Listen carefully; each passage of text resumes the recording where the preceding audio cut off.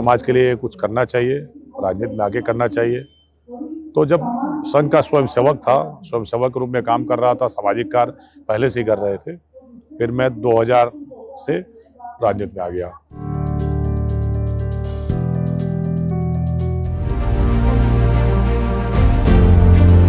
देश के लिए तमिलनाडु का कोई एक एमएलए और महाराष्ट्र के एमएलए बीजेपी के, कांग्रेस के हो सकते हैं। डेवलपमेंट पॉलिटिक्स के लिए अगर कोई अच्छी एक कल्पना किसी कॉन्स्टिट्यूंसी में बनती है तो वो कल्पना दूसरे कॉन्स्टिट्यूंसी में उसका लाभ कैसे बाकी लोगों को मिले, इसके बारे में भी एमएलएस के दरमियान इस तरीके से डायलॉग होने की जरूरत है।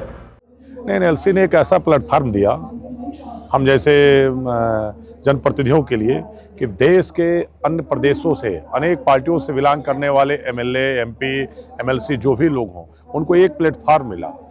उस प्लेटफार्म में कोई दल नहीं रहा, कोई पार्टी नहीं रही। एक जनप्रतिनिधि थे, एक मेंबर थे, वो लोकसभा के सदस्य हों, विधानसभा के सदस्य हों, राज्यसभा को, विधान परिषद को, एक प्लेटफार्म बैठकर अपने क्षेत्र के विकास के लिए और डेवलपमेंट कैसे हो और कैसे एक विधायिका को क्या करना चाहिए, आपस में शेयर करके वहाँ के कुछ अनुभव हम लोग शेयर करते हैं। तो एक प्लेटफार्म दिया और ये सबसे अच्छी बात है कि गैर राजनीतिक प्लेटफार्म है ये।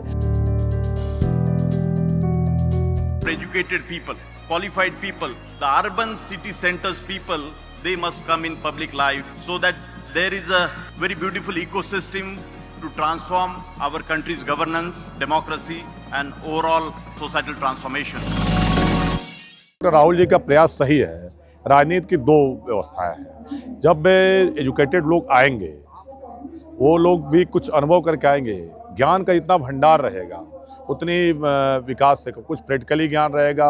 ज़मीनी स्तर पे लोग काम करके आएंगे, वो प्रैक्टिकली देखेंगे क्या दिक्कत आ रही है, और कुछ ऐसे भी ब्रेन के लोग बैठे होंगे कि जो उसको कैसे बेहतर ठीक किया जाए। अगर हमें ये काम करना है, उसको किस ढंग से शॉर्ट टाइम में और जल्द से जल्द रिस्पांस देके और कम बजट में और कैसे बेहतर और किया जा सकता है, तो प्लान करने के लिए भी तो निश्चित रूप से अगर पढ़े लिखे योग्य लोग आएंगे, ब्रेन वाले लोग आएंगे, तो दोनों लोग को मिलकर सहायक होगा और देश के, प्रदेश के विकास में योगदान होगा। निश्चित रूप से आदरणीय राहुल जी का प्रयास बहुत ही सराहनीय है। मैं बधाई देना चाहता हूँ और देश के नौजवानों से, उन नौजवानों से कहना चाहता हूँ कि देश और प्रदेश की सेवा करने के लिए और देश और प्रदेश का विकास करने के लिए, अपने भारत को परम वैभव पर ले जाने के लिए, भारत को विश्व के मानचित्र पे सबसे आगे ले जाने के लिए हर क्षेत्र में योगदान देने की जरूरत है। आप जिस क्षेत्र में उसमें और राजनीतिक क्षेत्र में भी आना चाहें तो आएं और वहां भी योगदान दें।